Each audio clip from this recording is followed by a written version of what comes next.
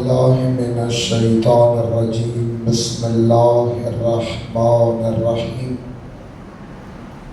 الحمد للہ رب العالمین الصلاة والسلام علی اشرف الانبیاء والمرسلین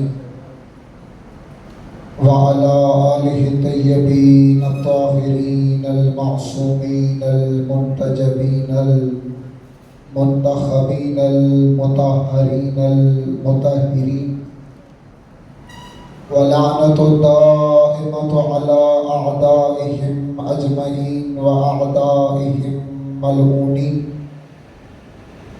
لعن اللہ امة قتلتک لعن اللہ امة ظلمتک لعن اللہ امة سمعت بذلک فرضیت بہ اما بعد فقال حسین بن علی علیہم السلام واللہ لا اعطیہم بیدی اعطاء الذلیل ولا افر فرار العبید صلوات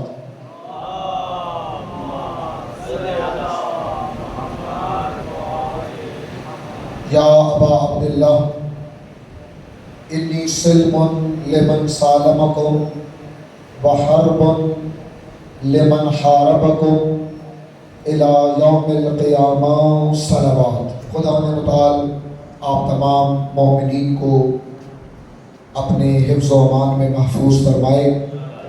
جہاں جہاں ذکر ہے، جہاں جہاں عزا ہے، جہاں جہاں مومنین و مسلمین ہیں، ان سب کی سلامتی کے لیے صلوات پڑھیں محمد و آل محمد پر۔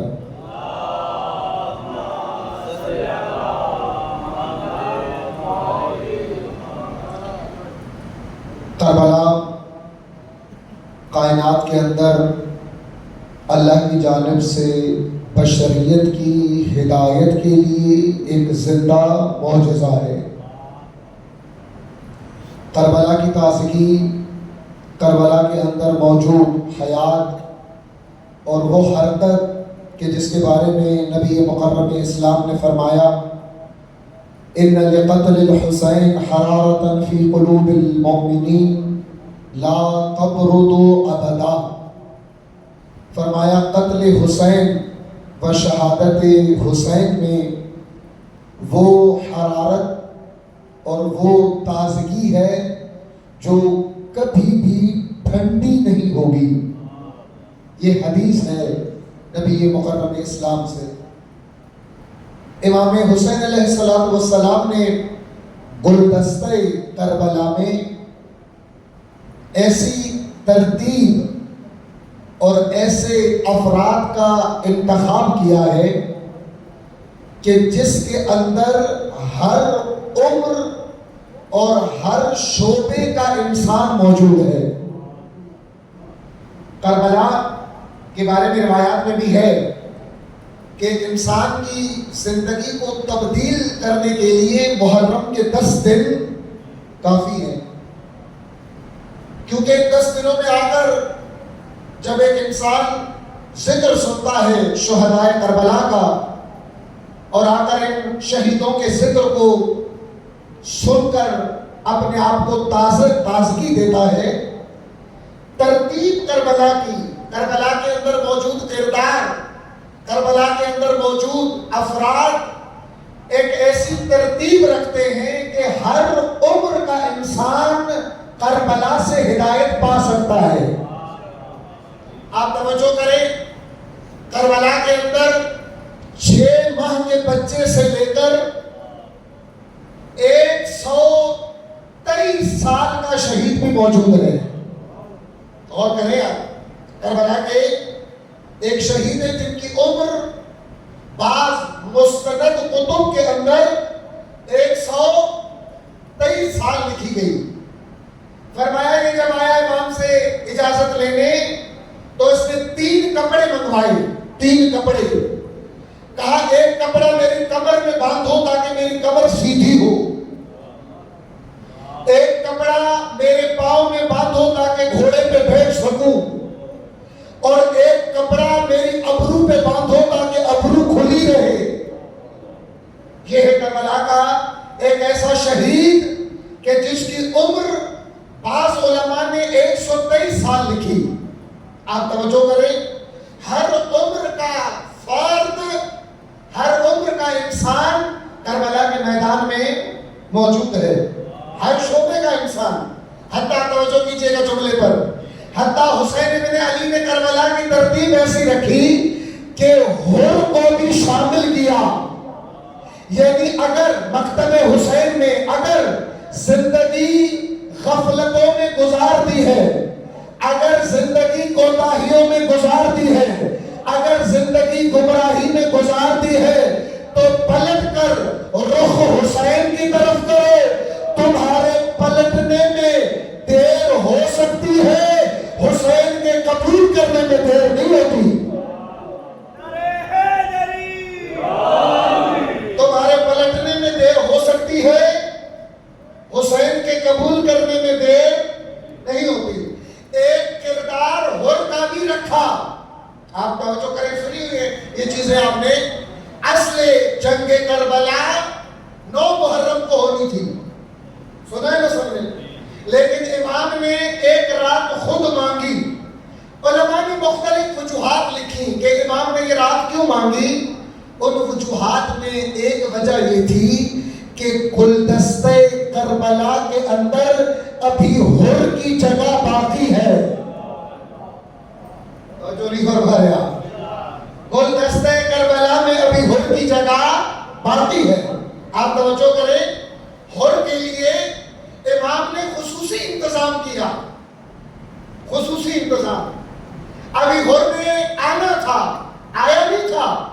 ابھی حر نے راستے میں ملاقات کرنی تھی. اس سے پہلے امام نے کہا عباس جتنا سامان کہ جس میں پانی بھرا جا سکتا ہے وہ پانی سے بھر دو. ابھی کربلا نہیں پہنچے امام، غور کرے، ابھی کربلا نہیں پہنچے. ابھی عزیب الحجانات نامی جگہ دور ہے جہاں حر سے ملاقات، توجہ کر رہے ہیں نا آپ تم لوگ کی طرف. ابھی حر سے ملنے کی جگہ دور ہے. کہا عباس جو چیزیں جن میں پانی بھرا جا سکتا ہے بھر دے. بھرائی امام نے. جیسے ہی اس مقام پر پہنچے، حر کا قافلہ ملا، خود بھی پیاسا تھا، سپاہی بھی پیاسے تھے. جیسے ہی حر کے قافلے سے ملاقات ہوئی، امام نے بغیر کچھ پوچھے کہا عباس حر کے لشکر کو پانی پلاؤ. حر کے لشکر کو پانی پلاؤ. حکم دیا. حر کا لشکر بھی پانی پیے، حر کے لشکر کے جانوروں کو بھی پانی پلاؤ. حر کے لشکر کے جانوروں کو بھی پانی پلاؤ. روایات میں ہے کچھ ان میں سے اتنے پیاسے تھے کہ ان کے اندر اتنی بھی طاقت نہیں تھی کہ اٹھ کے پانی پی سکے. ان کو سہارا دے کر پانی پلایا گیا. یہ ایک قدم تھا حسین کی جانب سے حر کو نزدیک کرنے کے لیے. جب پانی پی کے مکمل کر لیا، غور کیجیے گا جملوں پر، امام نے حکم دیا کہ وقت نماز ہے، نماز پڑھی جائے. حر کو کہا آپ اپنی نماز پڑھیں. اپنے لشکر کو کہا کہ آپ نماز کے لیے کھڑے ہو. یہاں حر نے کہا مولا نماز وہی ہے جو آپ کے پیچھے پڑھی جائے، کیونکہ ایک قدم اٹھا چکے تھے حر کو قریب کرنے کے لیے. دوسرا قدم حر نے خود اٹھایا. یعنی حسین کا لقمہ بھی پیٹ میں گیا اور کرے آپ، اور حسین کے پیچھے سجدہ بھی ادا ہو گیا. اب یہ مرحلہ مکمل ہوا. آپ توجہ کریں. اب جب امام نماز پڑھ کے اپنے رستے کو آگے چلنے والے تھے، جہاں حر نے آ کے رستہ روک لیا. کہا آپ کو آگے چلنے کی اجازت نہیں ہے، آپ کو آگے بڑھنے کی اجازت نہیں ہے. امام نے وہ جو حر کے وجود کے اندر چھپا ہوا ادب تھا جناب زہرا کے بارے میں، اس ادب کو ظاہر کرنے کے لیے امام نے جب امام کو روکا، امام نے کہا سقلت کو امک، تمہاری ماں تمہارے غم میں روئے تو مجھے روکے گا؟ اور کہے سکلت کا امو کا، تمہاری ماں تمہارے غم میں روئے تو مجھے روکے گا؟ جب اس نے یہ جملہ کہا نا امام نے کہ تمہاری ماں تمہارے غم میں روئے، اس نے پلٹ کر کہا مولا لا سبیلی الی امک۔ مولا اگر یہ جملہ کوئی اور کہتا تو اس کو پلٹ کر کہہ دیتا، لیکن کیا کروں، آپ زہرا کے بیٹے ہیں، آپ بطول کے بیٹے ہیں، اور بطول کا احترام مسلمانوں پر واجب ہے۔ کہا مولا یہ بے ادبی میں نہیں کر سکتا۔ 3 مرحلے تینوں مکمل ہوئے، ایک لقمہ حسین، دوسرا سجدہ حسین، تیسرا احترام مادر حسین۔ اللہ اکبر۔ جب تینوں مرحلے مکمل ہوئے، اب حر کو لانا آسان ہے۔ توجہ میری طرف رکھیں، یہ انتظامات اگر پہلے ہو جائیں تو شاید بہتر ہے۔ آپ صلوات پڑھیں محمد و آل محمد پر۔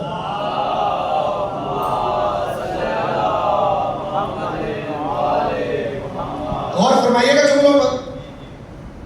یہ امام نے انتظام کیا حر کو اپنے اس دائرے میں لانے کے لیے۔ آپ توجہ کریں، یہ حر جب یہ سب مناظر دیکھتا ہے، جب یہ سب مرحلے دیکھتا ہے، اور جب یہ سب مرحلے دیکھ کر رات کو جا کے سوچتا ہے، کربلا کے اس مرحلے میں آ کر جب وہ رات کو سوچتا ہے تو سوچنے کے بعد جو فیصلہ کرتا ہے وہ سب کو معلوم ہے۔ میں یہاں ایک جملہ کہا کرتا ہوں، دو لوگوں نے کربلا کے بارے میں پوری رات سوچا، 2 لوگوں نے، ایک کا نام تھا عمر سعد اور ایک کا نام تھا حر۔ حر نے بھی پوری رات سوچا۔ عمر سعد کو بھی کہا گیا تھا کہ اگر رائے کی حکومت چاہیے تو حسین سے جنگ کرو، تو اس نے کہا مجھے ایک رات سوچنے دو۔ دونوں نے سوچا، دونوں کا صبح فیصلہ آیا۔ حر نے کہا اپنا آپ قربان کروں گا، حق کو بقا دوں گا۔ عمر سعد نے کہا اپنا آپ بچاؤں گا، حق سے مقابلہ کروں گا۔ آج 1400 سال گزر گئے، دنیا فیصلہ کرے عمر سعد زندہ ہے یا حر زندہ ہے۔ آج دنیا فیصلہ کرے عمر سعد زندہ ہے یا حر زندہ ہے۔ یہ طریقے حسین بن علی تھا حر کو اپنے لشکر کے اندر لانے کے لیے، حر کو اپنے لشکر میں شامل کرنے کے لیے۔ عرض کیا کربلا تربیت گاہ ہے جس میں ہر نوعیت کا فرد نظر آتا ہے۔ آپ توجہ کریں، حبیب کربلا کے ان دلیروں میں سے ہیں کہ جن دلیروں کے لیے باقاعدہ انتظام کیا گیا۔ آپ تھوڑا سا اس نقطے پہ غور فرمائیں، اگر امام حسین حر کو حبیب کو خط نہ لکھتے، حبیب نہ آتے۔ آپ کیا سمجھتے ہیں؟ حبیب خط کی وجہ سے آئے، اور اگر یہ خط نہ لکھا جاتا تو حبیب نہ آتے؟ نہ۔ پھر خط کیوں لکھا گیا؟ خط کی کیا وجہ تھی؟ کہا خط اس لیے لکھا تاکہ بعد والوں کو پتا چلے کہ کچھ لوگ اہل بیت کی نگاہ میں اتنا مقام پیدا کر لیتے ہیں کہ امام بیت کے انتظار کر رہا ہوتا ہے کہ حبیب آئے کہ تمہارے بغیر لشکر کربلا ادھورا ہے، تمہارے بغیر لشکر کربلا ادھورا ہے۔ آپ توجہ کریں چیزوں پر، کیا ہے یہ وہ تربیت گاہ ہے جو حسین نے قیامت تک کی بشریت کے لیے قیام کی۔ ایک ایک فرد، ایک ایک انسان جو معرکہ کربلا میں آ کر حسین ابن علی کے ہمراہ کھڑا ہوا، یہ کوئی عام فرد نہیں ہے۔ اس کی شخصیت کے ذریعے قیامت تک کی بشریت کی ہدایت ہونی ہے۔ ایک سے بڑھ کر ایک کردار آپ کو آئینے کربلا میں نظر آئیں گے۔ آئیں چند کرداروں کا مشاہدہ کریں ہم۔ ہر فیلڈ کا بندہ، ہر فیلڈ آپ کو کربلا میں ملے گا. آپ کو مؤذن بھی ملے گا، آپ کو قاری بھی ملے گا. جناب قریب ابن خزیر حمدانی مشرقی یہ کربلا کے ان شہیدوں میں سے ہے کہ جن کو کوفے کے اندر سید القرا کہا جاتا تھا. سید القرا ان کو کہا جاتا تھا. اس کے علاوہ آپ آئے کربلا کے اندر، آپ کو اعلیٰ درجے کا بزنس مین بھی ملے گا. جناب زہیر ابن قین بجلی اعلیٰ درجے کے بزنس مین اپنے دور کے. اور جہاں اگر میں یہ نقطہ بھی عرض کر دوں، اگر آپ کو زیادہ گرمی لگ رہی ہے تو صلوات پڑھے محمد و آل محمد پر.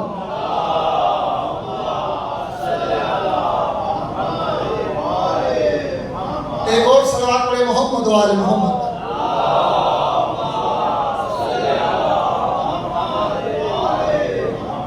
عرض کیا کہ میدان کربلا کے اندر ہر فیلڈ جو اہل بیت کی تربیت کے مدار میں آتی ہے وہ آپ کو نظر آئیں گے کربلا میں. اور ان میں سے ایک زہیر ابن قین ہے.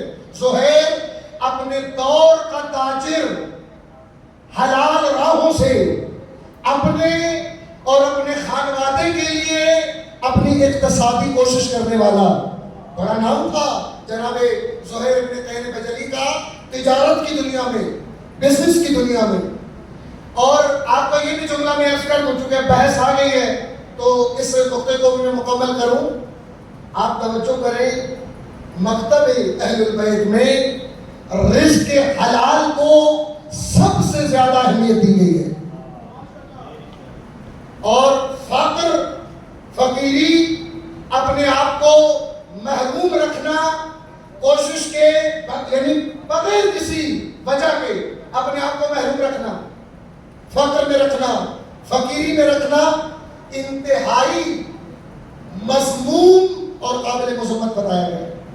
کہا حلال راہوں سے، حلال طریقوں سے، حلال طرق سے جتنا کما سکتے ہو تمہیں اجازت ہے، کوئی ممانعت نہیں ہے. اب ممکن ہے بعض چیزیں آپ کو تھوڑا تعجب میں بھی ڈالیں. ہمارے ائمہ میں سے سوائے حضرت امیر کے کوئی بھی امام مالی طور پہ غریب نہیں تھا. اور کریں آپ، ہمارے ائمہ میں سے سوائے مولا امیر کے کوئی بھی امام مالی طور پہ غریب نہیں تھا. اچھا مولا امیر بھی کب تک؟ جب تک ازدواج نہیں ہوا. مولا فرماتے ہیں کہ ازدواج کے بعد اللہ نے اپنی عطا سے اور میں نے اپنی کوشش سے اتنا اپنے مال و دولت کو وسعت دی ہے کہ صدقتی اليوم لو قسمت فی بنی ہاشم، کہا الحمدللہ آج علی کے پاس اتنا ہے کہ اگر علی اپنا صدقہ بنو ہاشم میں تقسیم کرے پھر بھی علی کا صدقہ زیادہ ہے. اور کریں جملوں پر فرماتے کوئی دور تھا میرے پاس سیدہ کو جہیز دینے کے لیے نہیں تھا. سنا ہوا ہے نا آپ نے، مولا امیر نے حق مہر کے لیے ایک زرہ بیچی اور ایک اور چیز بیچی. لیکن اس کے بعد مولا امیر کا اقتصادی نظام، مولا امیر کا بزنس کا نظام بہت منظم تھا. اور بعد میں آ کر امام حسن، وہ آپ توجہ کریں، امام حسن کا دسترخوان چلتا تھا یا نہیں؟ آج بھی مشہور ہے نا، وہ دسترخوان فری میں چلتا ہے. کچھ تھا تو دسترخوان چلتا تھا نا. روایات میں کہ امام حسن کا اصیل گھوڑوں کا کاروبار تھا. اصیل گھوڑے، وہ اصیل گھوڑے آج یعنی کیا، آج کے دور میں اگر دیکھیں اصیل گھوڑوں کی جگہ کس نے لی ہوئی ہے؟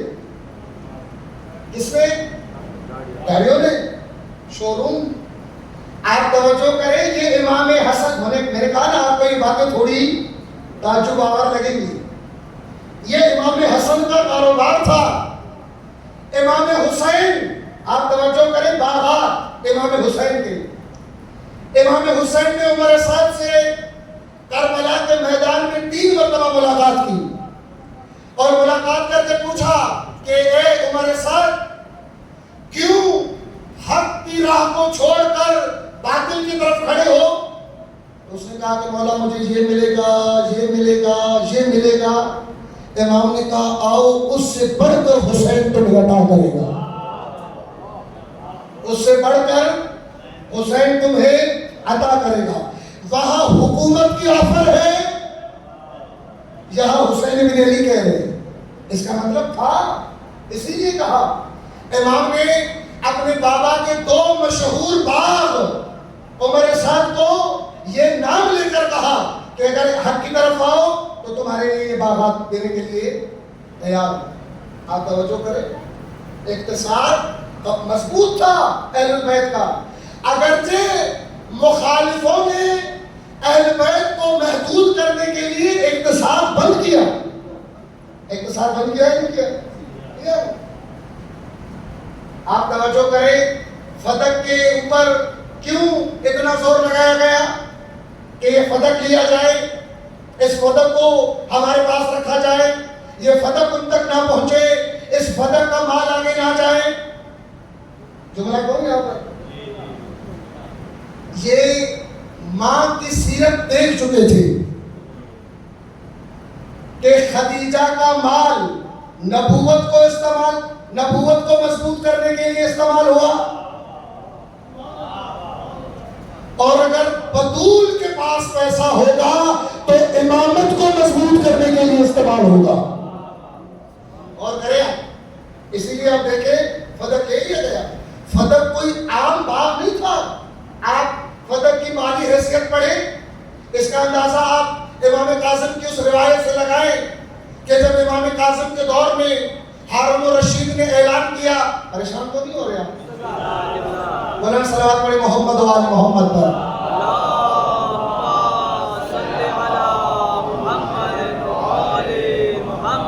ہارون الرشید نے جب اعلان کیا کہ جس کی کوئی چیز ہمارے پاس موجود ہے جو غصبی ہے، آئے لکھوائے اور لے جائے۔ امام کو پتہ چلا، امام کاظم آئے، ہارون نے کہا کہ آپ کا ہمارے پاس کیا ہے؟ امام نے کہا ہمارا فتح واپس کرو، ہمارا فتح واپس کرو۔ تو اس نے کہا بتائیں آپ کے فتح کی حدیں کیا ہیں؟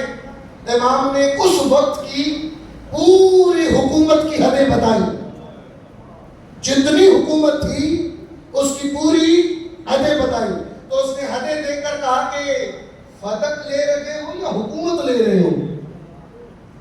یہ تو پوری حکومت ہے۔ تو امام نے پڑھ کر یہی جملہ کہا ہوگا کہ یہ حکومت اسی فتح پہ پل کے بڑھی ہوئی ہے، یہ حکومت اسی فتح پہ پل کے بڑھی ہوئی ہے۔ آپ توجہ کریں، اقتصادی طور پر بھی اہل بیت کو محدود کرنے کی کوشش کی گئی، لیکن ائمہ نے اپنے اقتصادی نظام کو اتنا مضبوط رکھا کہ اہل بیت کا دروازہ عطا کا در تھا۔ اور کہا گیا مومن کون ہے؟ کہا مومن وہ ہے جو اپنی کوشش کے ذریعے خود بھی عزت کی زندگی گزارے، اپنے خاندان کو بھی آبرو کی زندگی دے۔ مومن کی علامت میں ایک علامت یہ ہے کہ اس کا اقتصادی نظام اتنا مضبوط ہو کہ خود بھی عزت کی زندگی گزارے اور اپنی اولاد کو بھی عزت کی زندگی دے۔ آپ میں نے عرض کیا نا کہ کچھ موضوعات ایسے ہیں جن کو ٹچ نہیں کیا جاتا، نہیں بحث نہیں کی جاتی، جبکہ وہ موضوعات ہماری زندگی کا اہم ترین حصہ ہے۔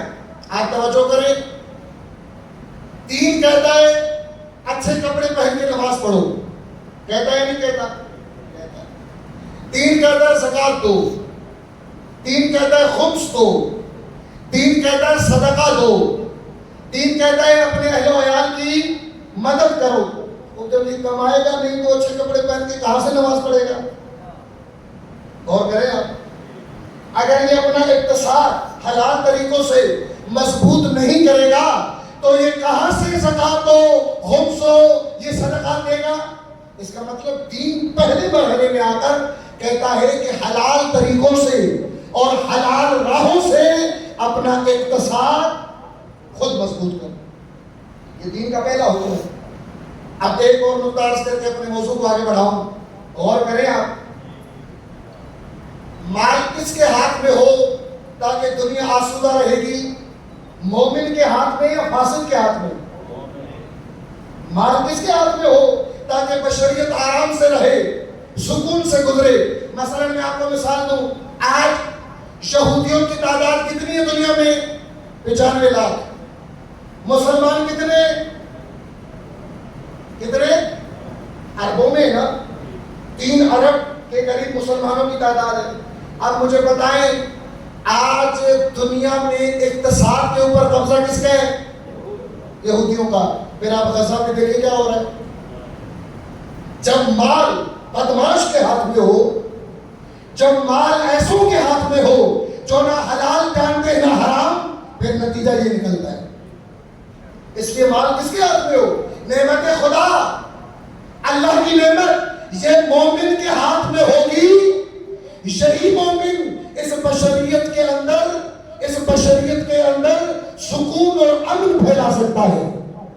لہذا فرمایا کہ اپنے اقتصاد کو مضبوط کرو. سہیل انہی میں سے تھے, سہیل انہی لوگوں میں سے تھے کہ جنہوں نے اپنی محنت, اپنی کوشش اور اپنے طور طریقوں سے اپنا اقتصاد مضبوط کیا ہوا. ایک اور شخصیت, البتہ اب یہ بھی یاد رہے کہ جب یہ کہا جاتا ہے کہ اقتصاد مضبوط کرو, اس کا ہرگز مطلب یہ نہیں کہ دنیا پرست بنو. اس کا ہرگز یہ مطلب نہیں ہے. حلال کماؤ, حلال جمع کرو, لیکن جب خدا کی راہ میں دینے کا وقت آ جائے, آج آپ نہیں ہے اس موڈ پہ, جب اللہ کے لیے دینے کا وقت آ جائے تو پھر مولا امیر بیٹھے ہوئے تھے. مولا امیر کے پاس ایک سائل آیا. مولا کے پاس درہم بھی تھے اور دینار بھی تھے. آپ کو پتہ ہے نا درہم و دینار کا فرق ہے, سونے چاندی کی طرح. سونا اور چاندی میں جو فرق ہے, آپ یوں سمجھیں اتنا ہی فرق درہم و دینار میں. امام بیٹھے ہوئے تھے, سائل نے سوال کیا, امام نے کہا اس کو 20 دو. تو دینے والے نے کہا مولا درہم دوں یا دینار؟ مولا نے کہا کلاہما عندی حجران, علی کے سامنے دونوں پتھر ہیں.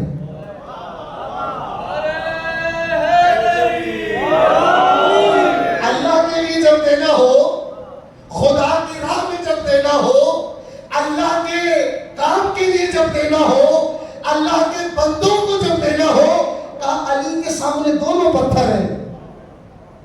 عطا کا پھر یہ کرو, دنیا تمہاری غلام بنے, تم دنیا کے غلام نہ بنو. دنیا تمہاری غلام ہو, پیسہ تمہارا غلام بنے, نہ کہ تم پیسے کے غلام بنو. حلال کماؤ, مضبوط بنو, اپنے آپ کو مضبوط کرو, اپنے مکتب کو مضبوط کرو, اپنے مرکز کو مضبوط کرو, لیکن دنیا پرست نہ بنو. حب دنیا, محبت دنیا, حب مال, یہ نہیں ہے. باقی اللہ نے آپ کو دیا ہے, کبھی بھی دین آپ کو اچھے کپڑے پہننے سے منع نہیں کرتا. آئے مجھے ایک روایت لے کے دکھائیں آپ جس میں دین نے کہا ہو کہ اچھے کپڑے نہ پہنے آپ, بلکہ میں آپ کو کئی روایات دکھاؤں گا کہ جس میں رسول اللہ نے فرمایا جب اللہ تمہارے رزق میں وسعت دے تو اس کا اظہار اپنے کپڑوں کے ذریعے سے کرو. حدیث ہے, جب اللہ تمہیں عطا کرے, جب اللہ رزق کے دروازے کھول دے تو اس کا اظہار اپنے لباس کے ذریعے سے کرو, اپنے کپڑوں کے ذریعے سے کرو. وہ اچھے کپڑے پہننا کوئی عیب ہے؟ اچھے کپڑے پہننا تکبر نہیں ہے. اچھے کپڑے پہن کر سادے کپڑے والے کو حقیر سمجھنا یہ تکبر ہے. بڑا گھر بنانا تکبر نہیں ہے. اللہ نے آپ کو دیا, بنایا. حدیث میں ہے لباس اچھا رکھو, سواری اچھی رکھو اور گھر اچھا بناؤ. اب یہ باتیں میں نے کہا نا آپ کے لیے تھوڑی تعجب آور ہوں گی. امام صادق اپنے ایک ساتھی کے گھر گئے, صحابی کے, چھوٹا سا گھر. امام نے کہا یہ کیا ہے؟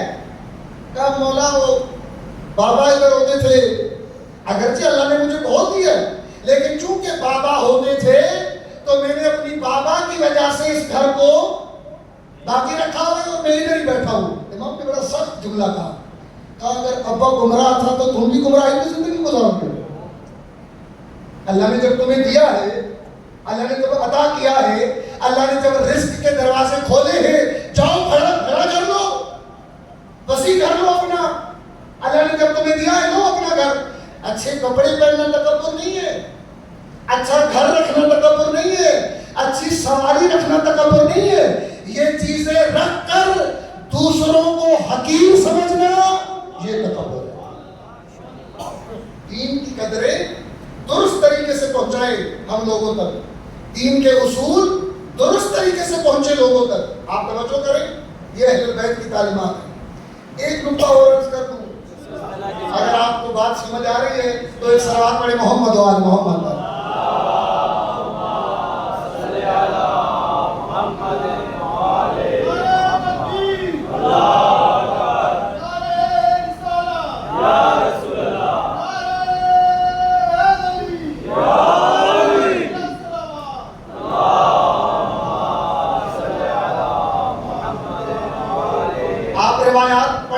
روایات میں متعدد مقام پر یہ مرحلہ آیا۔ رسول اللہ نے ایک جوان دیکھا خوبصورت، بلایا اس کو، بلا کر اس کو کہا کہ کیا کرتے ہو؟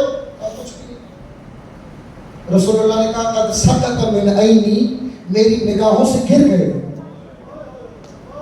میری نگاہوں سے گر گئے۔ پھر کیا کہا؟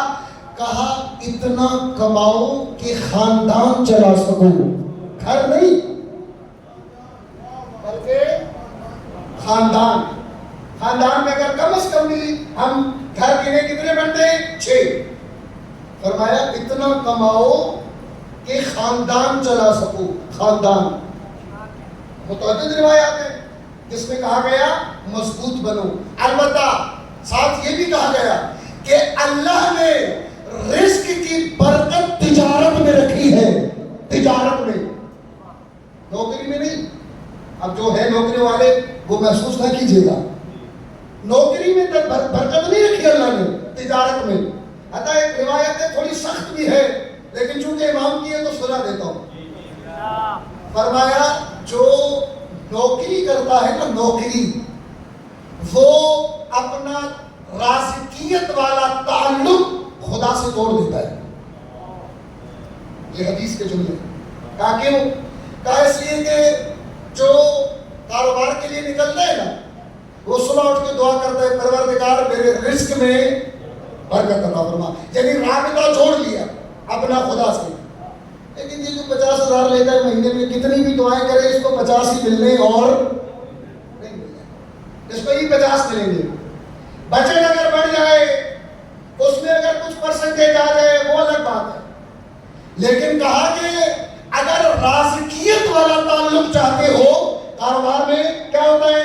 کاروبار میں آپ اپنی صلاحیتیں خدا کو دیتے ہو، نتیجہ بھی اسی سے لیتے ہو، ہے نہیں ہے؟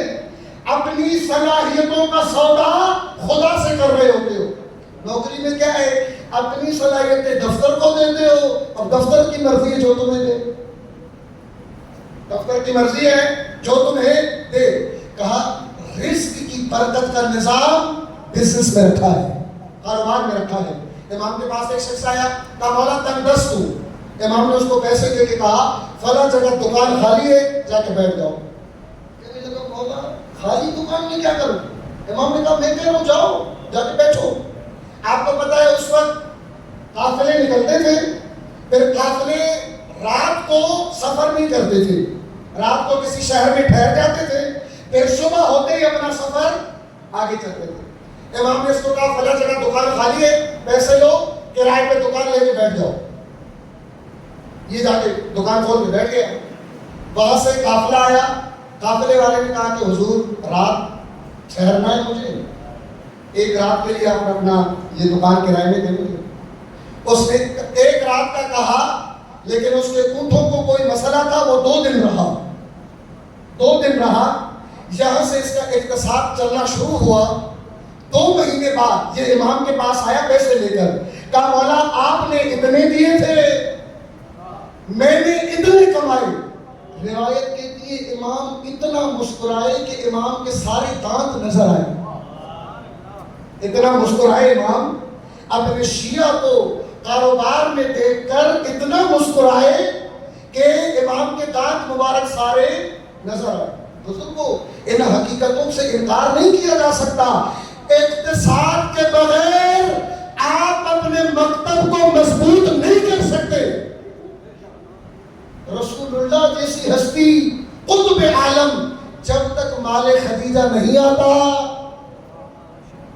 تب تک کام سپیڈ نہیں پکڑتا. مال خدیجہ آ کر رسول اللہ جیسی شخصیت کے کام کو آگے بڑھاتا ہے. اور پھر رسول اللہ افتخار سے کہتے ہوئے نظر آتے ہیں کہ دو چیزوں نے اسلام پھیلایا, ایک مال خدیجہ نے, دوسرا تلوار علی ابن ابی طالب نے.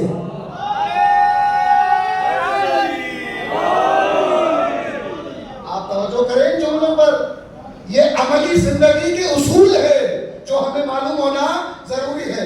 انہی میں سے جس شخصیت نے اپنے آپ کو کاروبار میں مضبوط کیا زہیر ابن قین بجلی تھی. ایک یہ شخصیت. دوسرے جناب ہانی بن عروہ. ہانی بن عروہ اتنی جلیل القدر شخصیت کہ ہانی ابن عروہ نے کوفے کے اندر وہ نام اور وہ کچھ کما کے رکھا ہوا تھا کہ روایات میں ہے کہ ہانی جب ایک شہر سے دوسرے شہر کی طرف سفر کرتے تھے تو 200 گھوڑا سوار پروٹوکول میں چلتے تھے. اتنی بڑی شخصیت, اتنا بڑا انسان, لیکن امام کا مطیع, امام کا اطاعت گزار, امام کے قدموں میں. اور کربلا کا واحد شہید, آپ توجہ کیجئے گا اس جملے پر, کربلا کا واحد شہید جس نے امام پہ نہیں امام کے نائب پہ جان دی, وہ جناب یہی ہستی ہانی بن عروہ تھے. امام پہ نہیں بلکہ امام کے نائب یعنی مسلم ابن عقیل پہ جان دی. مالدار تھے, بڑا نام تھا, سب کچھ تھا, لیکن جب دیکھا کہ حق کے اوپر مشکل وقت آیا ہے اپنا سب کچھ حق کے لیے قربان کر دیا. کربلا کے میدان میں ہر ایک شہید تربیت گاہ ہے, ہر ایک شہید, اور ہر فیلڈ کا شہید موجود ہے. قرآن کے قاری بھی ہیں, اذان کے مؤذن بھی ہیں, تجارت کے اندر بڑا نام بھی ہے, اور اسی طرح کربلا کے اندر وہ شہید بھی موجود ہیں جن کی شہادت کے اثر نے بشریت کے وجود کے اندر تحرک پیدا کیا. انہی میں سے ایک شہید سعید ابن عبداللہ حنفی ہے. بزرگوں, کربلا کو اپنی لذتوں کے لیے استعمال کرنا اور ہے, اور کربلا کے لیے اپنے وجود کو محو کر دینا اور ہے. سعید ان میں سے تھے. کربلا کا واحد شہید جس نے امام حسین کے لیے 6,500 کلومیٹر کا سفر کیا. 6,500. پہلا خط کوفے سے لے کر مکے کون لے کر آیا؟ سعید. پھر امام کا جواب مسلم کے ساتھ کون لے کر گیا؟ سعید. پھر مسلم کا جواب کوفے سے مکے کون لے کر آیا؟ سعید. پھر امام کی آمادگی کہ میں آ رہا ہوں کوفے, یہ کون لے کر آیا؟ سعید. یہ سارا سفر کس نے کیا؟ سعید. 1300 کلومیٹر بنتا ہے سفر کوفے سے مکے کا, لیکن یہ سفر کس نے کیا؟ سعید. روایات میں جب کربلا آیا ہے اپنا بیٹا بھی لایا, اپنی بیٹی بھی لایا, اور اپنی زوجہ کو بھی لے کر آیا. سعید ابن عبداللہ حنفی. اذان نماز کا وقت ہوا, امام نے جب نماز کی تیاری کی اس نے پڑھ کر کہا مولا مجھے معلوم ہے دشمن کتنا خبیث ہے. آپ نماز کے لیے کھڑے ہوں گے یہ خباثت دکھائے گا. مولا باقیوں کو اور سنبھالیں گے، آپ کے سامنے میں کھڑا ہوتا ہوں، آپ اپنی نماز شروع کریں۔ دیکھا ہے نا وہ منظر، مشاہدہ کیا ہے نا فلم میں، کہ مولا باقیوں کو اور سنبھالیں گے، آپ کے سامنے میں کھڑا ہوتا ہوں۔ عجیب جملے ہیں روایت کے، کہا ٹوٹل 13 تیر لگے جناب سعید کو، 13 تیر اپنے وقت کے امام کے سامنے کھڑے ہونے کے لیے۔ یہ نہ سمجھیں کہ اگر ہمیں بھی آج موقع ملے تو ہم بھی کھڑے ہو جائیں گے، یہ نہیں ہوتا۔ اس طرح اچانک اٹھ کے انسان نہیں جا سکتا۔ ایران کے ایک بزرگ عالم نے یہ واقعہ سنایا، کہا ایک جوان آیا، اس نے آ کر مجھے کہا کہ آقا میں نے رات خواب دیکھا، امام نماز پڑھ رہے اور مجھے امام نے کہا ہے کہ میرے سامنے کھڑے ہو جاؤ، تیر آ رہے۔ کہا مجھے کھڑا کیا، میں نے تیر دیکھتے ہی تو اس بزرگ نے کہا بیٹا یہ ایسے نہیں ہوتا کہ اٹھ کے انسان ایسا بن جائے، اس کے لیے پہلے قربانیاں دینی پڑتی ہیں، لذتوں سے گزرنا پڑتا ہے، اپنے وقت کے امام کے لیے کچھ کرنے کے لیے کچھ قربانیاں دینی پڑتی ہے۔ صحیح آگے کھڑے ہوئے، امام نے نماز شروع کی، تیر چلنا شروع ہوئے، 12 تیر اپنے وجود پہ برداشت کیے، لیکن ایک تیر ایسا تھا کہ جس کو امام زمانہ نے زیارت ناہیہ میں یاد کیا۔ اللہ اکبر، کہتے جب 13 تیر لگے نا اور وجود لرزنے لگا، ایک تیر آ رہا تھا، اب اس کے پاس فقط چہرہ بچا تھا تیر بچانے کے لیے، اور واحد چیز جس کو جلدی موڑا جا سکتا تھا تیر کو روکنے کے لیے وہ چہرہ تھا۔ روایت کہتی ہے اس نے چہرے پہ تیر کھا لیا لیکن امام کی طرف تیر جانے نہیں دیا۔ امام زمانہ نے زیارت الہیہ میں کہا السلام علیکہ من شداف الحسین عن السہم بالعنق، کہا میرا سلام ہو اس شہید پر جس نے گردن پہ تیر کھا کے اپنے وقت کے امام کا دفاع کیا۔ اللہ اکبر، اپنے وقت کے امام کا دفاع کیا۔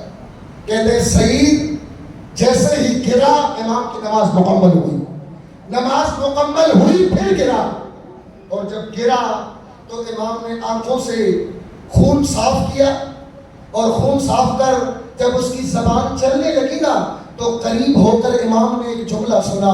سعید کیا کہہ رہے تھے؟ مولا وفیت عہدی،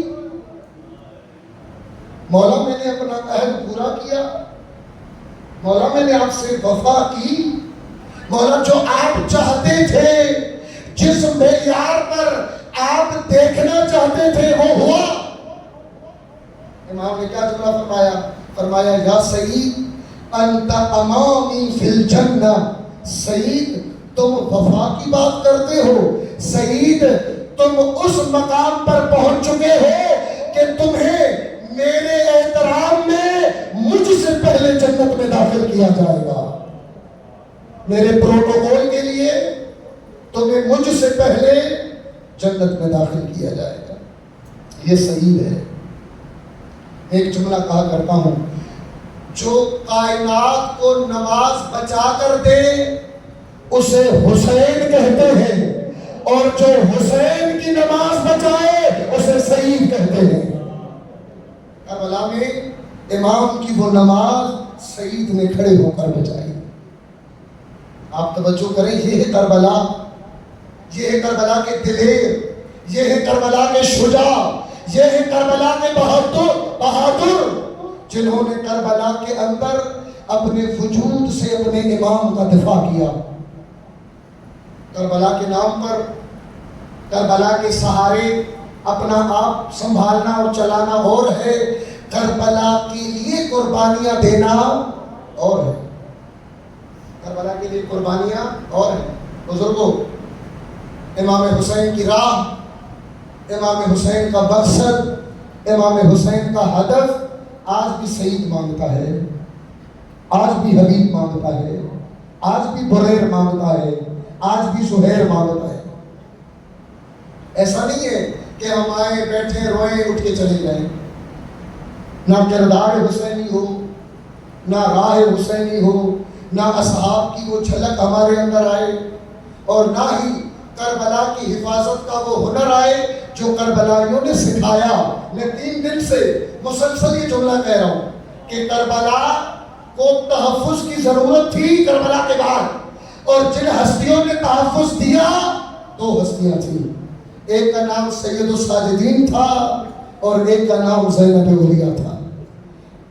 کہیں پر بھی چند جملے آخری، کہیں پر بھی مولا سجاد نے کربلا کی راہ پر حملہ ہونے نہیں دیا، کربلا کی راہ پر حملہ ہونے نہیں دیا امام نے۔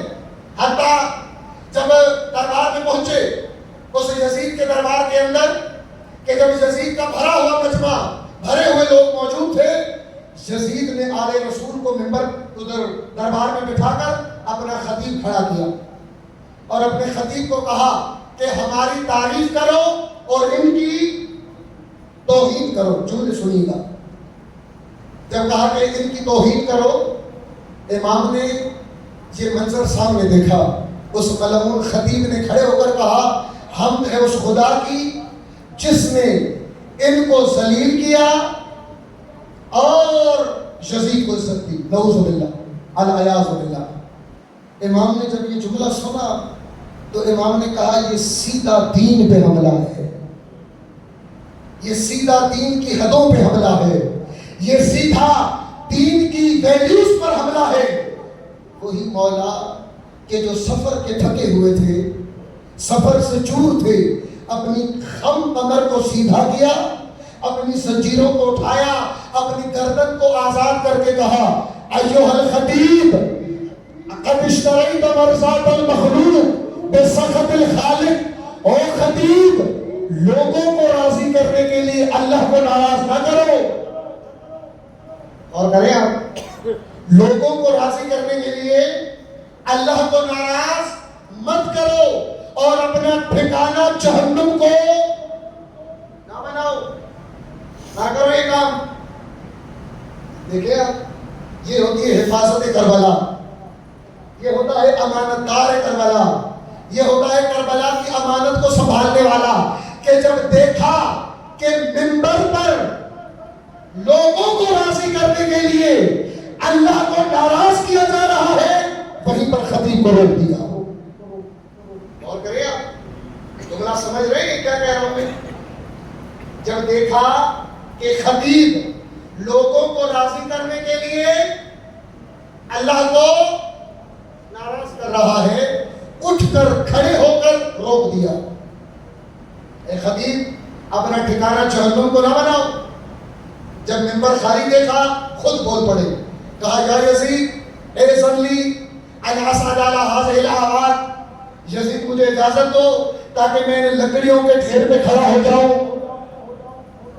اور کریں آپ، اجازت دو تاکہ لکڑیوں کے ڈھیر پہ کھڑا ہو جاؤں۔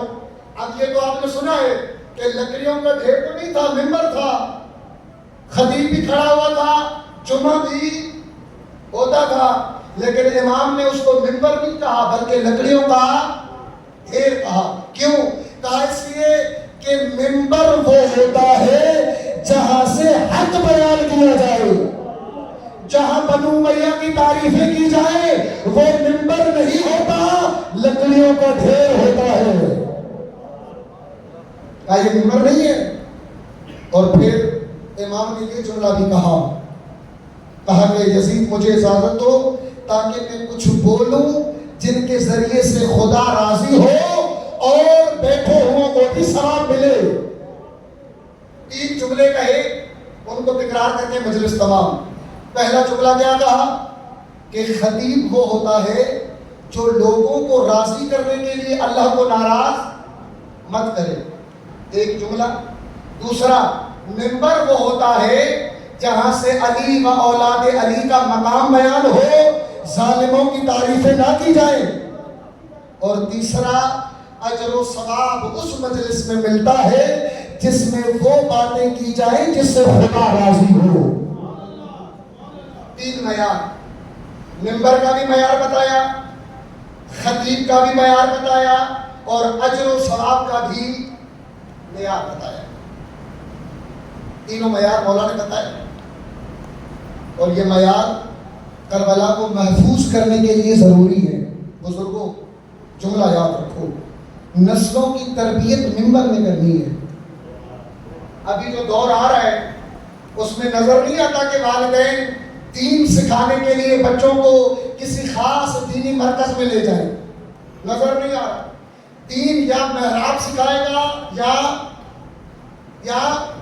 منبر۔